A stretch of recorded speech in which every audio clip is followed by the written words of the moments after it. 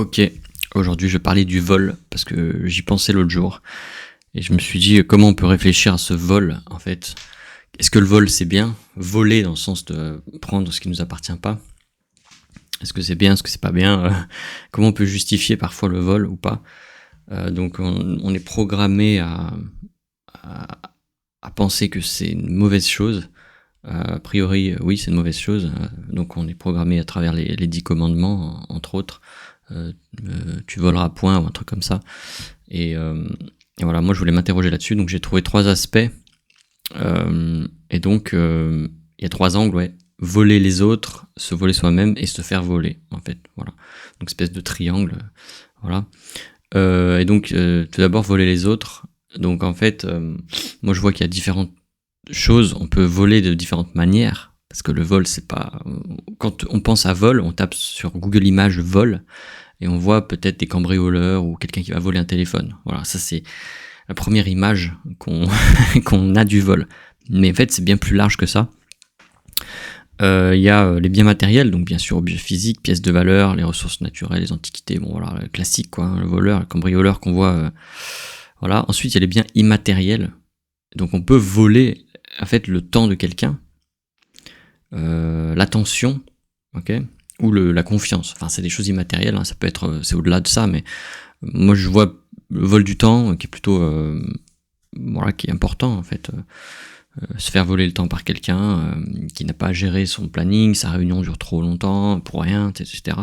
La confiance, en fait, vol de confiance, ça veut dire que en fait, quelqu'un va nous trahir en gros.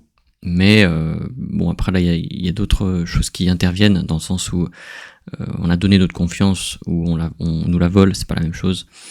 Des informations ou création, ben voilà, bon là c'est un petit peu, c'est entre objet physique et immatériel. En fait, c'est piratage, copie illégale de contenu, PDF, logiciel, etc. Idées.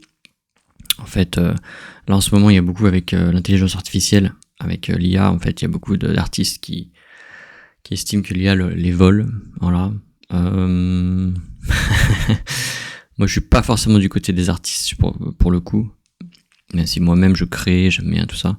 Je pense que les artistes, ils ont un ego qui est mal placé.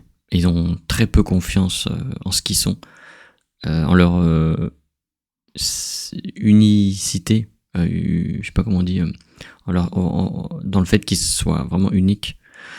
Même Miyazaki, tout ça, les gens, je sais pas, les gens, ce qu'ils pensent, à quoi ils pensent, la peur, la peur est partout. Bref, je pense pas qu'il faille, je pense que c'est bien, il faut s'adapter, de toute façon qu'on n'a pas le choix. Bref, donc le vol peut être direct et visible, donc là c'est cambriolage, vol à l'arraché, escroquerie, voilà, ou insidieux dans le sens indirect, en fait, voilà, manipulation, fraude, scam, etc. Donc voilà, c'est pour voler les autres en fait. Alors ensuite il y a se voler soi-même. En fait, on va se voler soi-même. Donc là, pour les mêmes raisons, en fait, on va se voler son propre temps. C'est-à-dire qu'on va faire des choses, on va scroller pour pas faire les choses importantes de notre vie, pour pas avancer. En fait, on va se voler notre vie, on va se voler notre temps qui est précieux puisque en fait, il passe et on peut pas le récupérer. On peut jamais le récupérer. Ça c'est vraiment le truc. Qui est tragique, mais en même temps c'est comme ça, c'est la vie.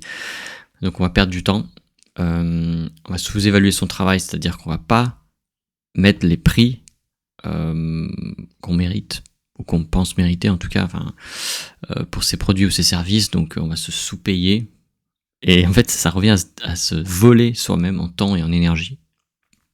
Voilà, moi je trouve ça un concept intéressant. J'aime bien réfléchir sur des différents concepts à 360 en fait, pas juste sous l'angle de la matière ou de la spiritualité. En fait, essayer de faire le tour dans tous les axes. Et je trouve que ça donne une bonne définition. En fait, ça permet de réfléchir et de se positionner d'une nouvelle manière, puisqu'en fait, on nous a appris voler c'est pas bien. Ouais, mais voler quoi? À qui? Etc. Et comment on peut se rendre compte si quelqu'un vole, par exemple, comment on peut se rendre compte que voler, en fait, ça nous nuit à nous-mêmes quand on vole l'autre, quand on se vole soi-même, etc. quoi. Bref, voilà. Et puis briser ses promesses, ses engagements. Donc en fait, ouais, on vole sa propre parole. En fait, voilà, c'est un peu c'est un petit peu extrême, mais ça sort presque du cadre. Voilà, mais bon, se faire voler, bon voilà, en fait, c'est l'opposé de voler aux autres. Donc matériel et immatériel, forcément. C'est intéressant, c'est toujours intéressant de se mettre à la place de l'autre. Donc se faire voler, c'est frustrant. Et en fait, voler et violer, en fait, il y a ce truc-là. Et c'est vrai que un cambriolage, par exemple, c'est un vol et une effraction. Et en fait, on peut se sentir volé même quand on nous vole quelque chose. Hein. Donc un exemple extrême, ça pourrait être je me fais voler une clé USB avec plein de données perso dedans et voilà, je me sens attaqué dans mon intimité, dans mes choses. Quoi. C'est précieux pour moi, c'est personnel et donc ça me perturbe, agression psychologique là, c'est vrai que c'est très marquant. Et ça peut être frustrant, mais même on peut mettre, j'avais un objet qui m'appartenait, j'y tenais, c'était précieux dans le sens, une valeur quoi personnelle que moi j'avais mise dedans.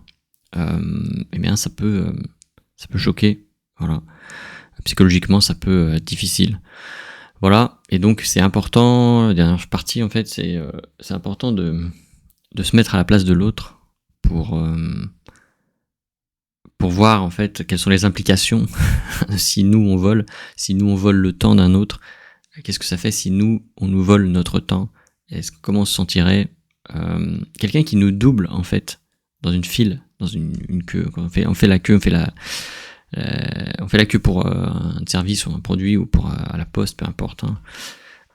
En fait, quelqu'un il nous vole notre temps en fait et notre énergie en nous doublant. Quelqu'un qui nous double.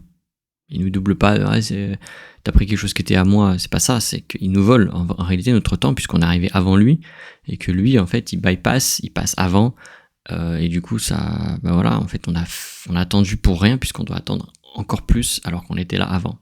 Voilà, si on estime que c'est notre droit et si on estime que cette file d'attente est légale, voilà. Mais et c'est pour ça que ça c'est frustrant, ça fait réagir en fait. Alors chacun met la valeur où il veut, ça peut être moi il me vole mon temps, non il me vole mon énergie, ou il vole ma place, c'est moi, etc. Donc en fait on peut voir ça d'une différente manière, mais en fait c'est du vol. Et peut-on éviter totalement le vol? Je pense pas qu'on ait jamais volé, en fait. Enfin, comment dire? Je pense pas que quelqu'un n'ait jamais volé dans sa vie, en fait. Même inconsciemment, en fait. Parfois on fait des choses, on veut l'attention de l'autre, etc. On force les choses, on se demande pas la permission, en fait.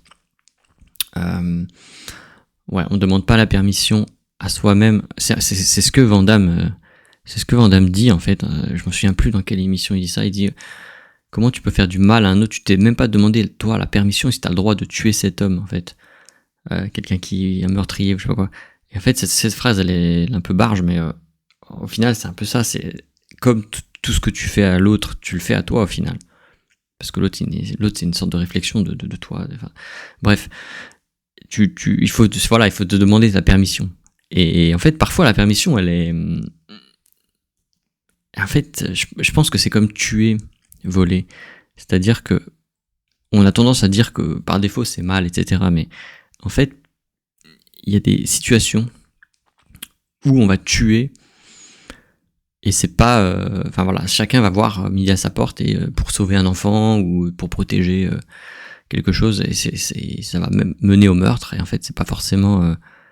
ça va pas être... C'est la même fin en fait, c'est le même résultat, mais en fait ça va être vu différemment par les humains que quelqu'un qui vole et qui tue après quoi, ou qui tue pour voler quoi. Alors que ça peut être très bien une mère ou quelqu'un qui tue pour éviter que son agresseur le viole ou je sais pas quoi. Voilà, donc c'est très... d'une manière générale, on peut dire que c'est pas recommandé de voler, mais il peut y avoir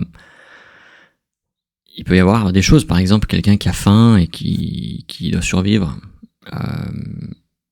Il a demandé plusieurs fois et on veut pas lui donner à manger. Peut-être que voler, lui, ce sera sa porte de sortie et du coup, est-ce qu'on va le condamner de la même façon que quelqu'un qui vole un iPhone pour le revendre?